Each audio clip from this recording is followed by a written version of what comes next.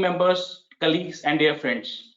I welcome you all, and on Department of Neonatology, a very good morning to all of you, and I welcome you all to today's CGR. To take us through this presentation, we have with us Dr. Neha, Dr. Sushil, and Dr. Hakirat. I would first like to invite Dr. Neha to take us through this presentation. Dr. Neha. Good morning, everyone. So over the next 30 to 40 minutes, we'll review the topic under the following headings: definition, etiology of AKI, management principles, outcome of these babies with AKI, and then finally we'll share our own data. So what is AKI? It is sudden impairment in the kidney functions that results in dysregulation of fluid balance, dyselectrolytemia and nitrogenous waste product accumulation, and acid-base disbalance. Although we are still in search of a perfect definition, as we do not have any universal consensus for it. The serum creatinine values varies according to the gestation age, and these are the normal cutoffs. It is inversely proportional to the gestation age, that is, the smaller the babies, higher the serum creatinine values in initial first few days of life. Over the years, many international bodies have tried to classify and define acute kidney injury. First classification was given by P. Rifle, and then it was modified by KDIGO, and finally it was modified by Aiken. But the main limitation for all these classifications was that they were primarily depending upon the serum creatinine values. And the serum creatinine values in the initial first days of life are the reflection of the maternal values. Hence, we do not have any perfect definition till now. What we follow now is the modified KDIGO classification, that's also known as neonatal KDIGO. It has got 3 stages. The first stage being the stage 3, which is defined as rise in serum creatinine to 3 times of the lowest previous value, or the serum creatinine more than 2.5 milligram per deciliter, or any baby who's received renal replacement therapy. Urine output less than 0.3 ml per kg per hour over the last 24 hours is also defined as stage 3. Due to the variation in the definitions used, there's variation in the incidence also in the risk groups. The ELBW babies, that is, the babies who are less than 1000 gram birth weight, tend to have incidence between 18 to 50%. The babies who undergo heart surgery or the babies who have history of birth asphyxia have around 50% incidence of acute kidney injury. The highest incidence was seen in the babies who required ECMO. They had incidence of around 70%. Due to these variations in the definition, the overall incidence tend to vary between 3 to 70% in a study given by Jetin et al.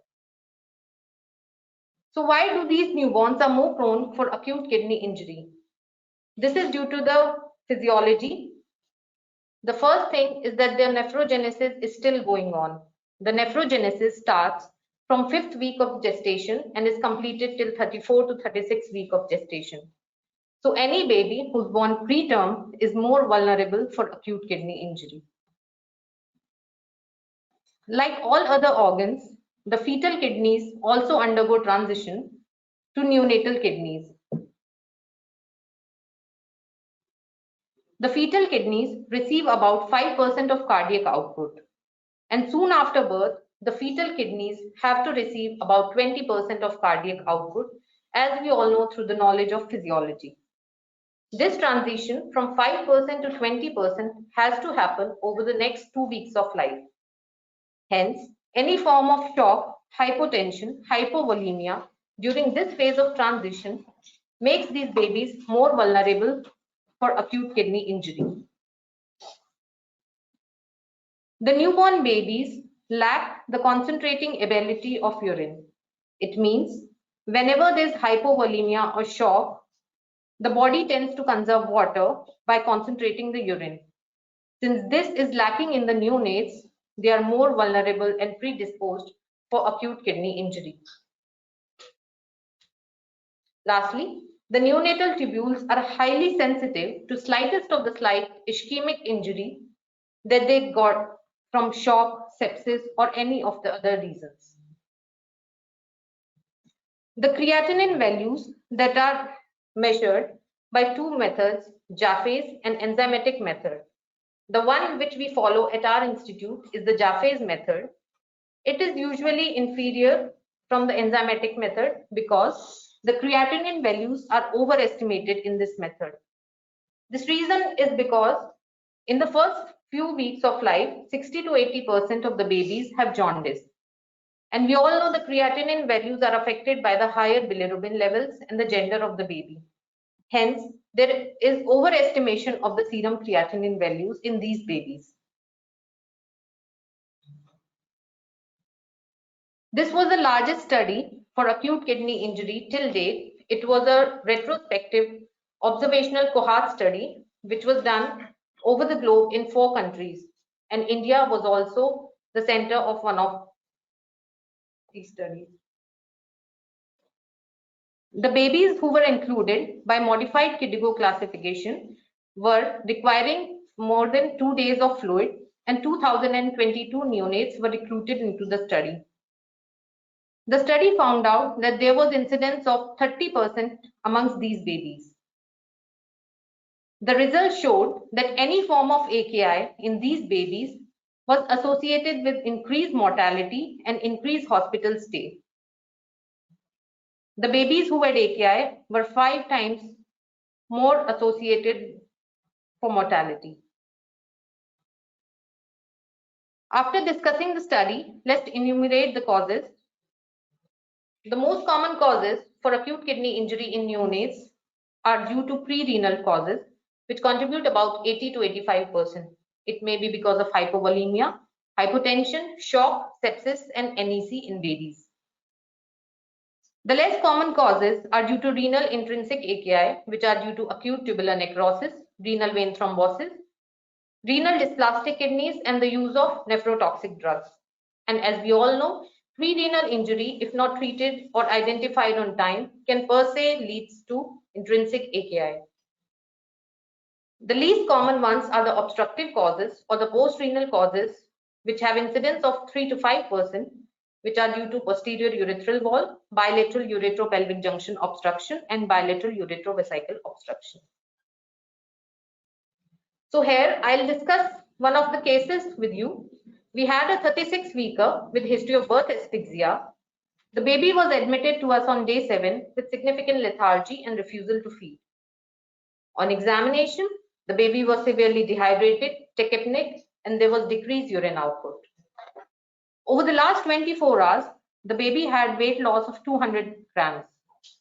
Laboratory features were suggestive of hyperkalemia, serum creatinine values of 1.8, and metabolic acidosis.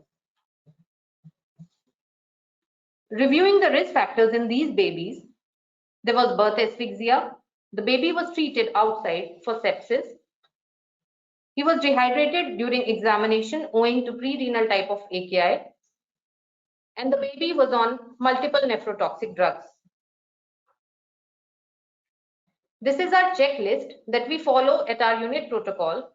We try to avoid giving nephrotoxic drugs, but if at all we are hard pressed to give, we avoid giving combination drugs, or we do the dosage reductions as per the postnatal age and gestation age of the baby. On reviewing the drug history for the index case that I discussed, the baby was already on 5 nephrotoxic drugs with no culture positive reports. After that, we had reduced the dosage and we then brought down the drugs to lower antibiotics. Management of AKI is discussed under the following heads. Prevention is always better than cure. To establish the diagnosis of AKI, treatment options, and treatment of complications. Prevention includes meticulous weight monitoring and urine output in neonates. Avoiding any form of hypovolemia or hypotension in the babies. The 2 promising drugs that have been seen to reduce the incidence of AKI are theophylline and caffeine. Avoiding usage of radiocontrast dyes or nephrotoxic drugs is an utmost step. Theophylline is an adenosine receptor antagonist which inhibits the vasoconstriction mediated by adenosine. The KDIGO recommends that a single dose in first 24 hours of life at 5 mg per kg in severe birth asphyxia babies tends to reduce the incidence of neonatal acute kidney injury. The studies supporting this was the largest RCT which supported the use of theophylline in the babies with birth asphyxia. This was even supported by a recent meta-analysis done in 2020. The results showed a significant reduction in the incidence in the babies with severe birth asphyxia who received theophylline by 76%. Once we have identified the cause of acute kidney injury, we have to see if it is a reversible or irreversible cause. Then we have to prevent further damage. And if we are left, after all the medical support, if we still fail, then we are left with renal replacement therapy options. A good diagnosis is depending on meticulous history and examination. The history reviews the prenatal, natal, and postnatal points. In the prenatal history, we all know that oligohydramnios is an indirect marker of kidney diseases. Any congenital anomalies in the initial prenatal scans should be looked upon. History of maternal drugs like ACE inhibitors have to be reviewed. History of birth asphyxia is itself a major risk factor for acute kidney injury. Any form of hypovolemia, drugs, or cardiac defects predisposes the babies to this injury. On physical examination, both signs of hypovolemia as well as hypervolemia have to be looked upon. Abdominal examination is important to look for any enlarged masses, which may be due to dysplastic kidneys, renal vein thrombosis, or neurogenic bladder due to obstructive causes. Dysmorphism or Porter's facies at birth and during examination is important, as these are the indirect markers of associated renal anomalies too.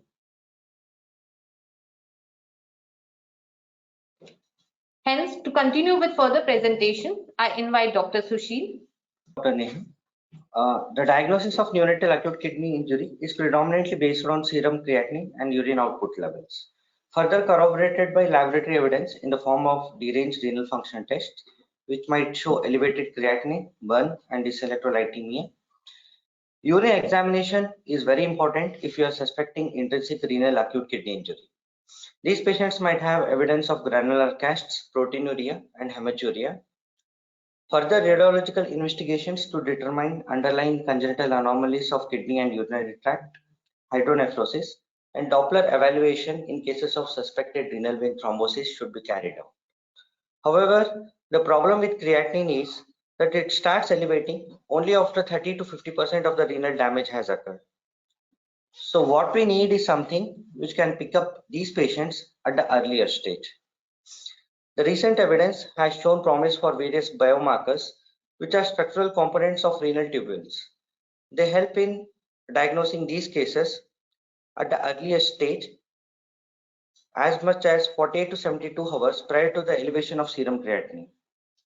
They have got both therapeutic as well as prognostic implications. These are the various novel biomarkers which have been studied with respect to neonatal AKI till date extensively. It includes NGAL, cystatin C, interleukin 18, and beta-2 microglobulin.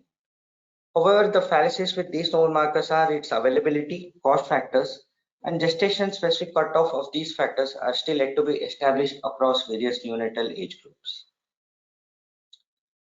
So once we have established the diagnosis of AKI, the next step in our management would be to differentiate between prerenal and intrinsic AKI. This can be done by fluid challenge. In this, we identify infants with prerenal AKI due to hypovolemia. We administer 10 to 20 ml per kg of isotonic saline over 1 to 2 hours, and subsequently we monitor the urine output in the patient.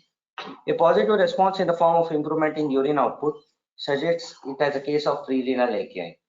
A negative response should be followed by a dose of Lasix. Subsequently, if there is improvement in renal output, then it is more likely to be a case of intrinsic renal failure.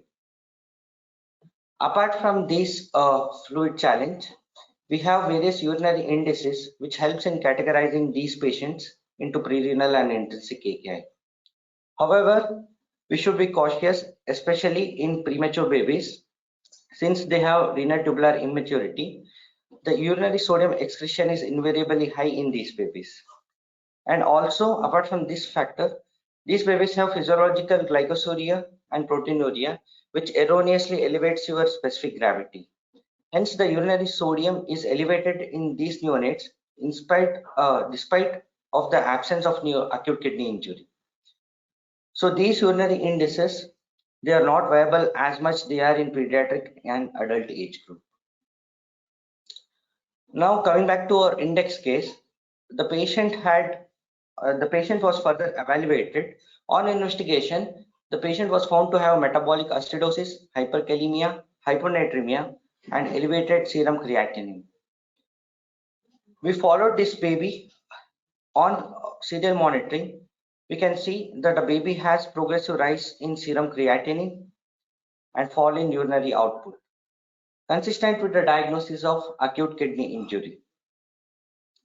From the investigations and monitoring, this was a potential case of pre-renal AKI. So we went ahead with the first step of management, that is, the bolus correction was given. After giving full fluid bolus, the baby had positive response in the form of improvement in urinary output. Since the baby had risk factor for sepsis and baby was started on multiple nephrotoxic drugs, the antibiotics were downgraded to the safer alternatives and renal doses was modified. Early aggressive nutrition is an important component in these babies. The baby was started on total parental nutrition. Now coming back to the principles of renal support, the first and foremost important aspect in managing these babies are fluid balance. Aggressive monitoring with respect to the daily weight gain, urine output, input-output charting should be done every 6th hourly, and the fluid requirements should be revised every 6th hourly. Fluid restriction should be carried out in babies who have oliguria or anuria, and fluid should be replaced with insensible water losses and urinary output. Specific goal-directed therapy should be carried out in babies who are suffering from neonatal sepsis. They should be treated with appropriate antibiotics with special caution taking towards avoiding nephrotoxic drugs. Surgically correctable cardiac conditions should be treated. Duct-dependent cardiac lesions should be started on Alpros, and obstructive uropathy, if possible, should be relieved by surgical correction. A review of drugs which baby has been started upon should be taken, and nephrotoxic drugs should be modified. Dyselectrolytemia should be managed as per medical protocols. Special mention about nutrition, since these babies are prone for fluid restriction due to in their management, these babies are prone for undernourishment. The goal should be to provide calorie intake of 100 kilocalories per kg per day and protein intake of 1.5 to 2 grams per kg per day. At last, if all these principles they don't work out and baby fails on conservative management, the last resort would be renal replacement therapy. The various complications of acute kidney injury includes dyselectrolytemia, hypertension, and metabolic acidosis. Hyperkalemia is a life-challenging electrolyte complication in these babies, which should be managed aggressively. Special caution should be taken to avoid fortifiers and formula feeds since they contain higher phosphorus. Hypertension should be treated with calcium channel blockers, and metabolic acidosis, unless until severe, doesn't warrant IV correction. Coming back to our baby, the baby had complication in the form of hyperkalemia, which was treated medically with calcium gluconate, K-bind, and insulin dextrose infusion was started. However, despite of our best efforts and maximum dosage of these drugs, the baby continued to have hyperkalemia, which was refractory to our medical management. So what next? What is our next option in such scenario? The next modality of treatment would be renal replacement therapy. Under this category, we have three options. It is peritoneal dialysis, hemodialysis, and CRRT. Peritoneal dialysis is the preferential mode of renal replacement therapy in neonates. because of its ease of application and performance. Since peritoneal dialysis is the mode of RRT in our NICU in management of these babies, I would like to discuss this procedure in detail in the upcoming video.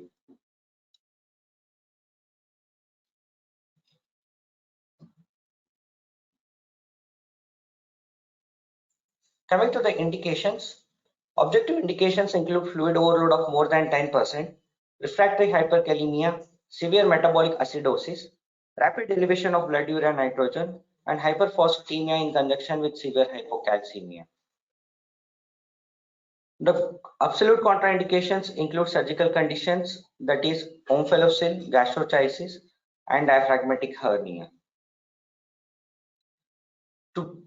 To begin with, prior to the initiation of procedure, bladder should be emptied by catheterization. We clean and drape the abdomen of the neonate in supine position under aseptic precautions. After carrying out the initial preparation part, we move on to the next step, that is establishing peritoneal access. In most centers, this is achieved by a stiff catheter, but when used beyond 48 to 72 hours, the risks of infection rates are high in these cases. So the safer alternatives would be to use soft Tenkov catheters. The PD catheter length should be cut and determined appropriate to the neonatal size.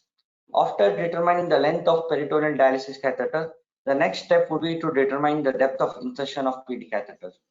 This can be done by approximating the distance between umbilicus and the right anterior superior iliac spine. The guard should be adjusted according to the determined length. Once we have determined the length and once we have determined the depth of insertion, we are ready to go ahead with the insertion of PD catheter. The preferred site of insertion should be infiltrated with lignocaine. The most commonest site being just below the umbilicus at a junction of upper 1/3 and lower 2/3. The other options include right and left lower quadrants of the abdomen. But infraumbilical is the most preferred site in the midline. So after infiltrating with topical anesthesia, in the next step, we create incision at this site. In the next step, we create a fluid filled reservoir by infusing 20 to 30 ml per kg of warm dialysate into the peritoneum using 22 gauge cannula in the midline, as I had mentioned before. Warm dialysate solution should be instilled, free flow should be looked upon, and flanks should be palpated simultaneously. This is to facilitate lesser traumatic insertion of PD catheter. A horizontal nick is given with the help of surgical braid number 15. After the skin is incised, the peritoneal dialysis catheter with the help of trocar is inserted in the boring fashion with the help of other person. Once the abdominal wall layers are punctured, there is giveaway of resistance and there will be a gush of fluid of PD into the dialysis catheter, confirming the presence in a peritoneal cavity. Now we complete the circuit of PD catheter. The Euroflow bag is connected with the help of 2 cc syringe to the tri-way. This is indigenous modification of pediatric catheters since neonatal PD catheters are not available. The pediatric burette set containing dialysate solution is connected with the help of infusion set to the other remaining port of tri-way. Now we have completed the PD circuit and we are ready to go ahead with the cycle.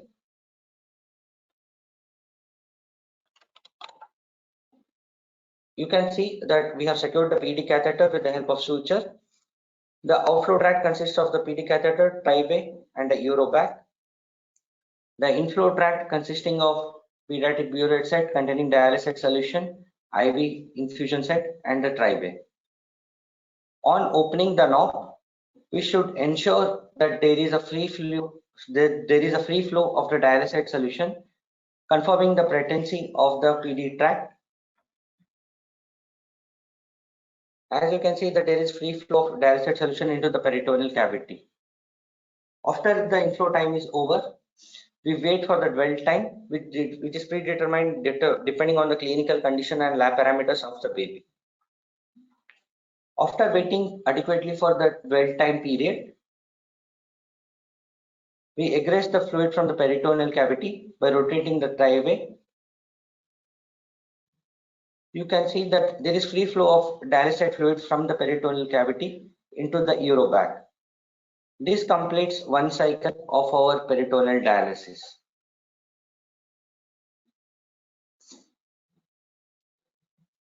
With respect to prescription of peritoneal dialysis, the dwell time is determined by the fluid balance of the baby and biochemical abnormalities. Shorter dwell time is used for rapid clearance of urea, fluid, and potassium. The fill volume, the higher the fill volume, the greater is the ultrafiltration and clearance. The maximum fill volume in these babies is 30 ml per kg.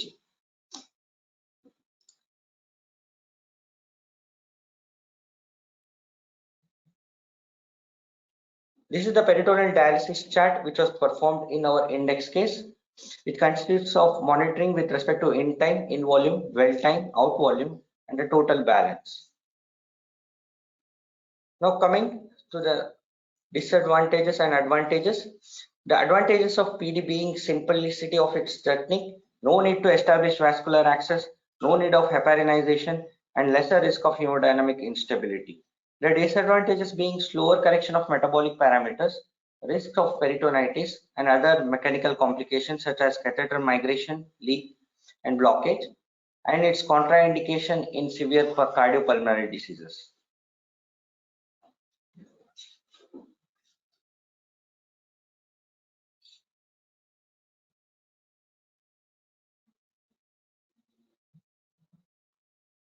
Resuming our presentation,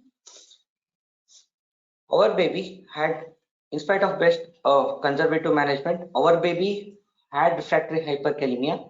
It went on to require peritoneal dialysis.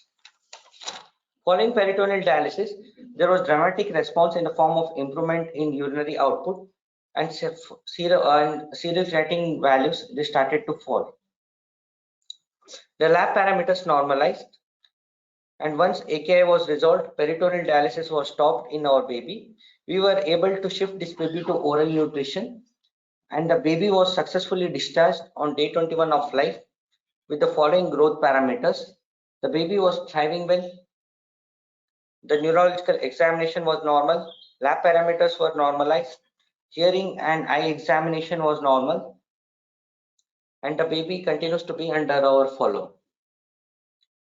Discussing the other modalities of renal replacement therapy, hemodialysis is performed intermittently for the duration of 3 to 4 hours. It is the most efficient form of RRT. The advantage being rapid removal of metabolic products, but the disadvantage being inability to perform in cases of hemodynamic unstable patients. Whereas CRRT has got much better hemodynamic tolerance, and it is much more effective in removing mediators of inflammation such as cytokines and lactate. The major disadvantage with both these modalities are requirement of blood priming, establishing central vascular access, which is very difficult task in premature neonates, and requirement of heparinized neonate circuit volumes.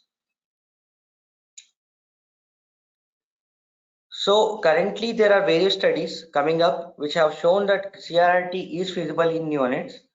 One such study was recently done in Italy, which was done across 6 centers. It was a retrospective cohort analysis, including 26 neonates who underwent continuous CRRT sessions utilizing Carpedime equipment. The median body weight of this cohort was 2.9 kg and the median gestation age was 38 weeks. The tiniest baby which successfully underwent CRRT was 1.8 kg. So this was a very successful, very promising result from this study. The final outcome being 50% of the babies successfully discharged at the end of management. So the CRT holds a promise in future in management of these babies. Lastly, discussing the outcomes of neonatal AKI, the short-term mortality being as high as 60 to 70%. so we can understand the gravity of today's presentation. In long term, these babies are found to have proteinuria in 10.5% of the babies, reduced GFR in 38% of the babies, and hypertension in 3.2%, and a long-term risk of CKD being 10%. So these babies should be aggressively monitored and should be under multidisciplinary follow-up in view of long-term risk factors. In the next section, I invite Dr. Harkirat to share our experience with management of these babies. Thank you, Dr. Sushil. Now I'm going to share the SGPGI experience of neonatal AKI for the last 2 years. The total number of admissions during this period were approximately 1,500. Of these, 32 babies were identified with neonatal AKI on the basis of modified KDIGO staging. Majority of these were outborn and male. Of the AKI cohort, median birth weight was 2.2 kg with a median gestation of 36 weeks. The average duration of hospital stay of these babies was 24 days. The associated congenital anomalies were oligohydramnios in 22% of the babies and congenital anomalies of kidney and urinary tract in about 19%. In our NICU, we mostly cater to babies who are late preterm and early term in gestation. The AKI cohort showed a similar trend. 56% of our babies were low birth weight, that is with birth weight less than 2.5 kg. However, approximately 70% of these were appropriate for gestational age. 40% of our babies had culture positive sepsis. The most common implicated organism was multi-drug resistant Klebsiella, which was resistant to most high-grade antimicrobials and sensitive to colistin only. Colistin in itself, we know, is a nephrotoxic drug.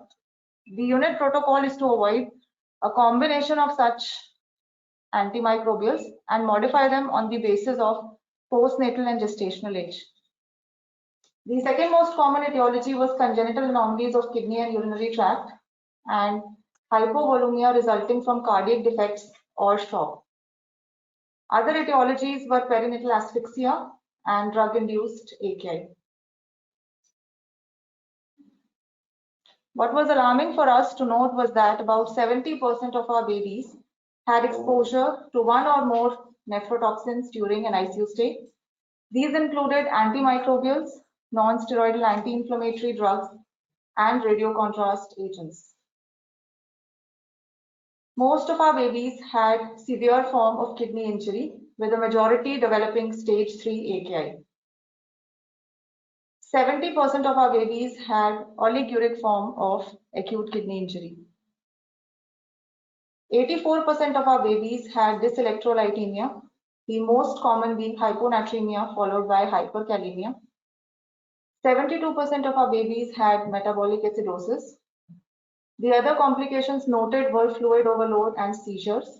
The most common cause of seizures was dyselectrolytemia.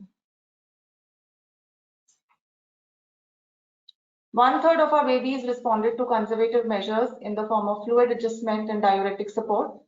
However, 2/3 still required peritoneal dialysis. The mortality rate was directly proportional to the severity of AKI. As you can see, majority of the babies had the mortality rate was maximum in stage 3 of the acute kidney injury staging. So out of the 32 babies identified with neonatal AKI, 21 underwent peritoneal dialysis. As compared to the AKI cohort, these babies were relatively smaller and immature. The minimum birth weight baby who was dialyzed was of 780 grams. Majority of these babies were outborn and males. In 70% of the babies, the indication for dialysis was a persistently rising serum creatinine despite medical management or oliguria. Other indications were dyselectrolytemia, which in this case was hyperkalemia, and fluid overload. 2/3 babies underwent dialysis with stiff catheter. However, in 2 babies, due to non-availability of the same, endotracheal tube was used. 24% of our babies developed peritonitis as a complication of dialysis. Other complications were catheter side block and catheter associated bleeding. 30% of the babies who underwent peritoneal dialysis were successfully discharged. 56% of our babies showed renal recovery in the form of normalized serum creatinine values and urine output. So out of the AKI cohort, 12 babies could be successfully discharged. These babies were followed up. We had one mortality in the post-discharge period. The median age of follow-up for these babies was 7 months. During follow-up, we noted outcomes like developmental delay, anemia, growth failure, hypertension, and chronic kidney disease. Hypertension was well controlled. We compared our data with other studies globally. We found similar incidence rates. However, the mortality rates were hugely different. Sepsis in the setting of AKI is a strong predictor of high mortality. And as we can see, studies with high incidence of sepsis have shown higher mortality rates.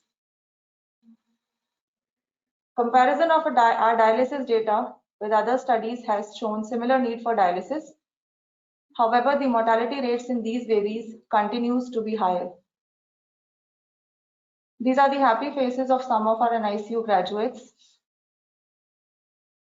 We know now that kidney is not just an innocent bystander in critically ill neonates. Neonatal AKI causes severe morbidity and mortality. The aim should be to prevent this state altogether rather than treat this later. The key to success is early identification and prevention of further injury. Close attention to hemodynamic status and fluid balance is critical. In medically refractory cases, early initiation of renal therapy should be the aim. The role of multidisciplinary care and rigorous follow-up cannot be emphasized enough. We thank the newborns and their families, the NICU nursing staff, and our allied departments who have helped us hugely in the management of these babies. At our unit here in SGPGI, we believe in the dictum primum non nocere, which stands for first do no harm. We work for it, we strive towards it. Thank you everyone for the patient listening.